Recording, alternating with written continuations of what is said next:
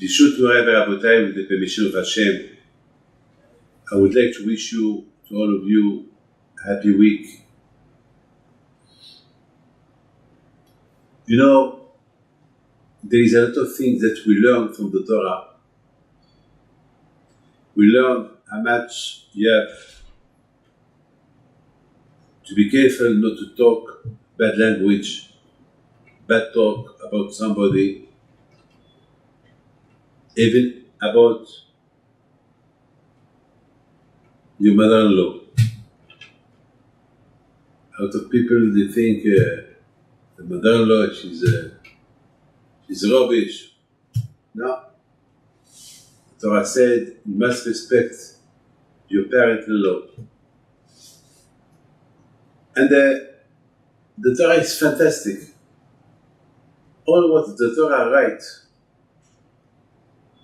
like stories, is to learn from the stories how to behave.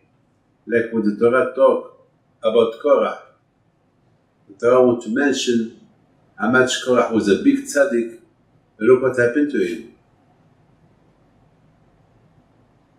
He failed because he wanted glory.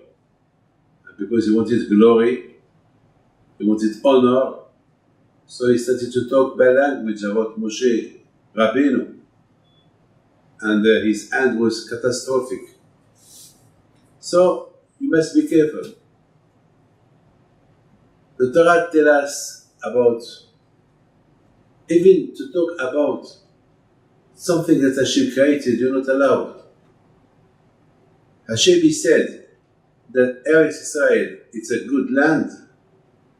So who are you to say no, it's not a good land?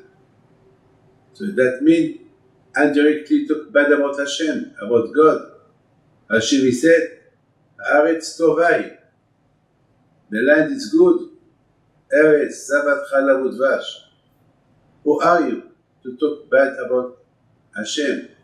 And talking bad about Hashem, you talk bad about the Torah as well. Because there is a lot of mitzvot. There are relationship with the land of Israel. Like to build the Beit HaMikdash only in Israel, to do sacrifice only in Israel, to do Ma'as, Shmita, Yovel, a lot of mitzvot. You cannot do them in America, you cannot do them in Europe, in the Middle East, except in Eretz Israel. That means there's a lot of mitzvot that are related to Eretz Israel. So talking bad about Eretz Israel, that means talking bad about the mitzvot, about the Torah. So, unfortunately, that's why the Beit HaMikdash was destroyed. The Beit HaMikdash was destroyed because there was a beginning. Because there were few people who made a revolution. Those who went to spy Israel, they made a revolution against Moshe Rabbeinu, and they started to talk bad about Eretz Israel, bad about the Torah, bad about God, and the end, Hashem said, well, I will remember you this for life. Like tonight, all who have been talking bad about Israel, they've made people crying, regretting why they left Egypt. So, once you will be there, first, your punishment is that you will not see Eretz Israel, you will die in the desert, and only your children will enter Eretz Israel, and then, as punishment about what you said about Eretz Israel, is that the two temples, they will be destroyed like tonight, on Tisha B'Av. So the question is, what it is the message? I mean, those people who cried and talk bad about Eretz Israel, who talk bad about God, who talk bad about the Torah, who talk bad about Moshe Rabbeinu, okay, their punishment was to remain in the desert, to die in the desert, okay. But what the connection with the Beit HaMikdash? Why why Hashem is told them, because you've been crying tonight for nothing. I said Eretz Israel is good. You are talking bad about Eretz Israel, so your punishment is that from generation to generation, people will cry like tonight. The Beit HaMikdash will be destroyed like tonight, Tisha B'Av. I mean, the one who did the sin, he'll be punished. So those people who talked bad about Israel, they'll be punished. So why the punishment will be for all generations? Why? Rabotai, my friend, I have to tell you something.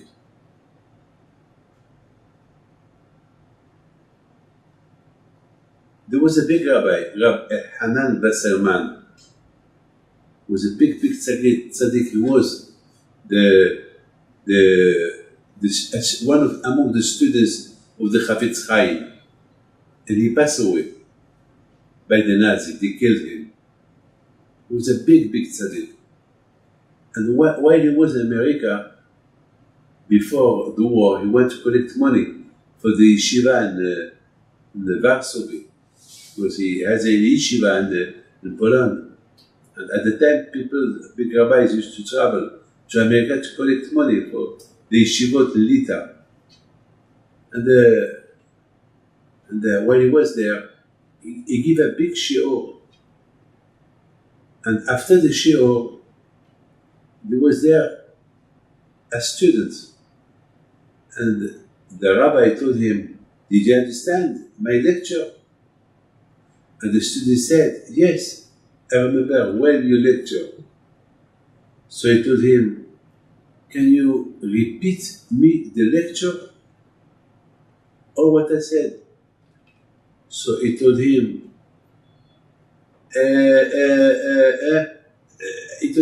"Tomorrow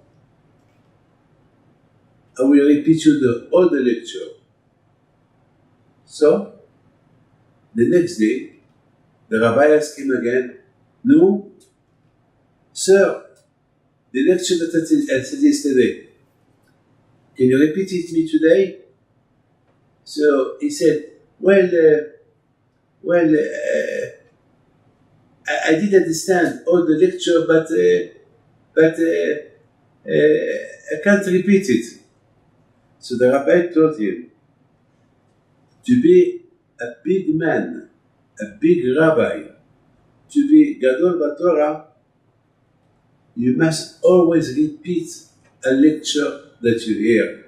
It's not only enough to hear, you have to repeat. להיות גדול בישראל צריך לחזור. אם לא חזרת, לא למדת. If you don't repeat, it's like you did not study nothing. There's a lot of people that study, but they don't repeat. And if they don't repeat, it's like they did not study. They will forget. A lot of times, the more I study and I repeat, I understand more. I think, my friend, there is another something that I want to tell you. Reb Chaim Kanivsky Shalita, he was telling to his student that one day, when he was a baby, and he had to go to the army, to appear in the army because he was a Bachur Yeshiva, he was in the Yeshiva, and because he was in the Yeshiva, so he had to go to the army officers to tell them that he cannot go to the army because he's in the Yeshiva. So they asked him there, the chief of army asked him, "Which Yeshiva you go to?" He said, "Well, in Yeshiva in Bnei Brak. Do you have the address?" He said, "The address? No, I don't have the address, but I am in the Yeshiva." So he told him, "Okay, you are in the Yeshiva, but which Yeshiva? What the address?" "Well, I don't know, in the Yeshiva." So the chief of army, when he saw him, said, "Well, I think you're not normal. You can go." So then some people they asked the rabbi. They told the rabbi, but why didn't you tell them which yeshiva you go to? He said, well, wherever you go, you study Torah, it's a yeshiva. Bnei Brak, it's all Bnei Brak, it's a yeshiva. You see, my friend, that Chaim Kanievsky Shalita, when he was a baby, when he was a young, when he was a young man, all his life, especially when he was a young man, all his concern is to study Torah, to repeat, no matter which yeshiva it was. For him, all the city was an yeshiva. The most important is to study Torah. Like there is some people, for them, time is money. Money. For them, you cannot talk to them only about money. One day I was giving a lecture, and I saw some people playing with their smartphone. And I was a little bit angry. I told him, what do you do? And he said, well, I'm playing. I said, you are here in front of me, I'm talking to you play. This is the place where to play. What do you do here? I mean, can you imagine somebody who counts money? Can you talk to him? No, but he's busy counting money.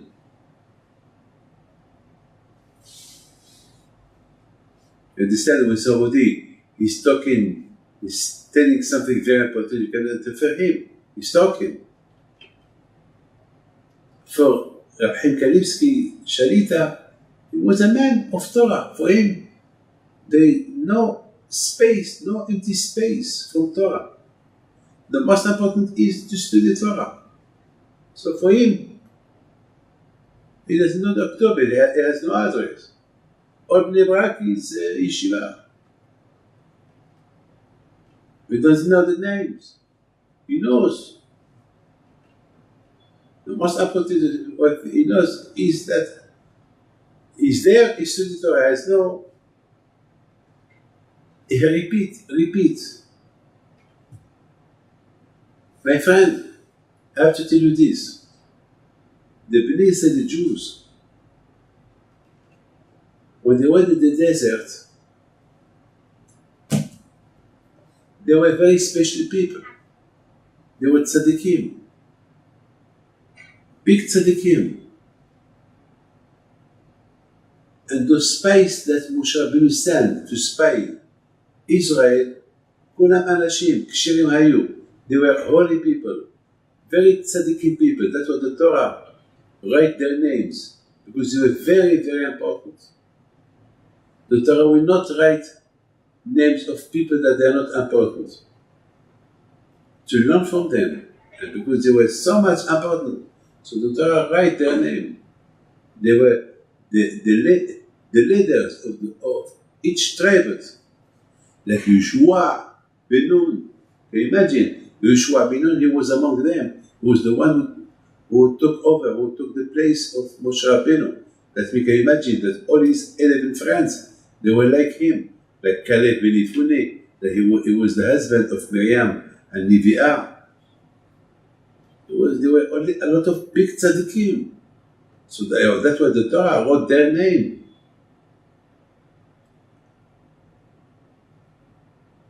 And suddenly, in Moshe Rabbeinu alav shalom, he told them, before they went, be strong, bring us good news. And they went, and they bring bad news. The Zohar HaKadosh said, why they talk bad about Israel? Why? Because they were the leaders of the Jews. They thought if they go to Israel, they will lose their leadership, because they have to have one king from the tribe of Yehuda, and each each leader of the tribe, he will lose his title because of the title. Gava, proud. On one hand, they were the leader of the Jews, the leaders. They were big people. On the other hand, the kavod, the glory, made them blind. They prefer to talk bad about Israel, so Hashem will punish them, so they will remind. So he will tell them, don't go, because now you talk bad about Israel, so I will not let you go to Israel. And they will remind leaders. Sometimes a lot of people, they become blind for kavod. We don't give them kavod, they lose their temper. We saw a lot of people losing their temper because of glory, because of kavod.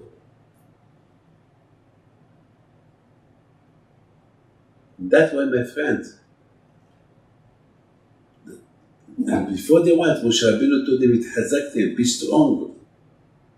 Be strong. Don't talk bad about Israel. See the image, see the truth, open your eyes."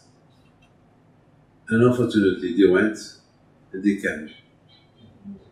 They went and they came. They went, despite Israel, they came with bad language. And that's why Hashem, He decided to give us a mark for life that never we should forget. Big people, how big they can be, because of glory, they can cause a lot of damage. That's why I should decide that, like tonight, it should be remembered for life. The two temples, they will be destroyed. So that we will remember every year, the destruction of the temple, we will remember what was the cause. What was the cause? What was the cause? Kavod, Gava, proud, glory. Because of that.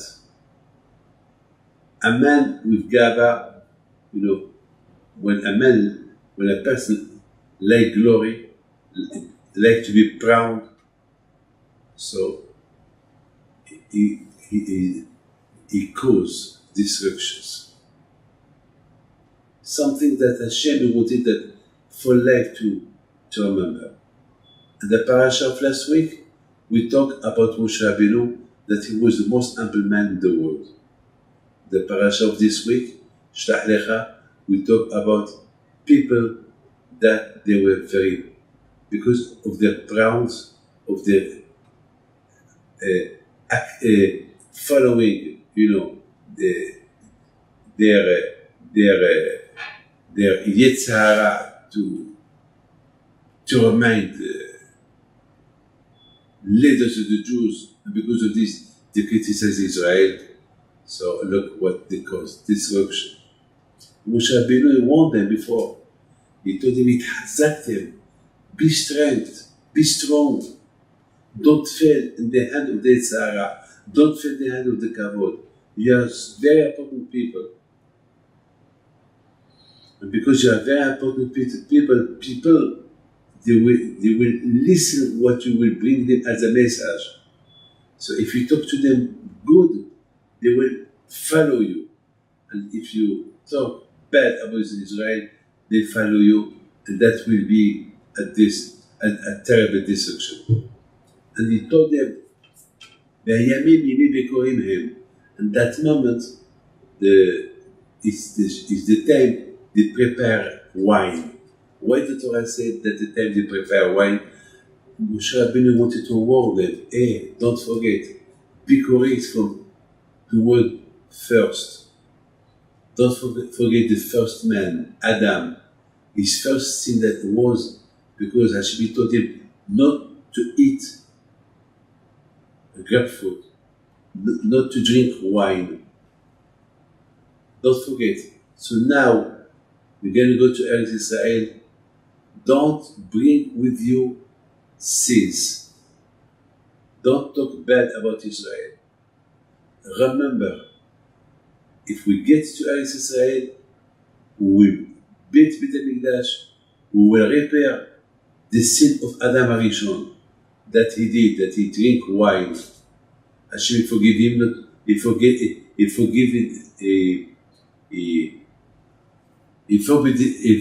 him the raisin and the wine, and he did it, and he was the first one. So don't be the first people to enter Eretz Israel and to talk bad about Eretz Israel, because now is the time to repair the sin of Adam HaRishon. Unfortunately, they went and they bring wine, they bring raisins, grapefruit, and unfortunately, they spoke bad about Eretz Israel. And instead of repairing the sin of Adam HaRishon, unfortunately, Hashem said, well, the sin of Adam HaRishon, it will be repaired only for the third temple. The first and the second will be destroyed. My friend, how much every one of us has to be very careful. I would like to wish to all of you happiness, briut, and don't forget. Now, this is the reason why the Torah mentioned the destruction of the two temples. Hashem said, so that we will never forget what Lashon Hara can cause, what bad language can cause. Bad language can cause destructions for generations, not only for 40 years, for generations. So now you understand why the Torah wrote this story about the spies, and why Hashem, he insists to tell them, like you cried tonight for nothing, you talk Lashon Hara for nothing, so for generation you will be crying like tonight. I mean, it's like a warning. Before I said that to understand Torah you have to repeat. That's why Hashem, he wants this repetition. That, like tonight, they will be crying for generations. It's like Hashem wants to tell them, if you learn from what happened tonight, so and you will repeat it all the time in your mind, the cause, what happened tonight, because of tonight that you cried for nothing, the bad language about Eretz Israel was for nothing, talking bad about God was for nothing, talking bad about the Torah was for nothing, just was no use of this. If you repeat that to yourself, you do understand it, so there'll be no destruction of the two temples. Otherwise, there'll be destruction of the two temples. If that happened, the two destruction of the temples, and the day like tonight, that means that you did not repeat to yourselves the cause, what caused the destruction of the two temples. God bless you. Thank you.